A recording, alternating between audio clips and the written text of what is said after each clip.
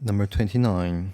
Scientists carried out a survey on the effect of giving up smoking on the risk of developing lung cancer.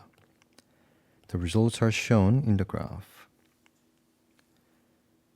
The scientists made 3 conclusions. Which conclusions are correct? Looks like a person who never smoked has the lowest percentage cumulative risk of developing lung cancer. 30 years ago, 60 years ago, continue smoking. Okay. Stopped it. No, not 30 or 60 years ago. It's actually stopped smoking at 30 years of age. So this person stopped for longer time than this person. Of course, that makes sense. I was like, what? It's one of those trick questions, but then I guess it was not. So which conclusions are correct?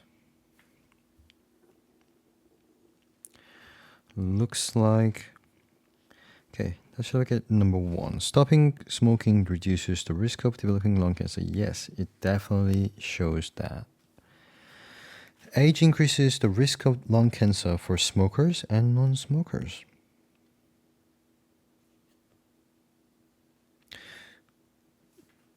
Would you say that is true? Age increases?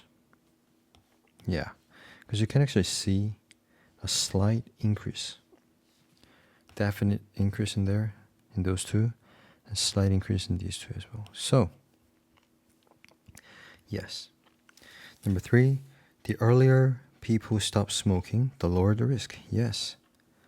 This person stopped much earlier than this person, and the risk of developing lung cancer has decreased quite a lot, right? So the answer should be A for this question.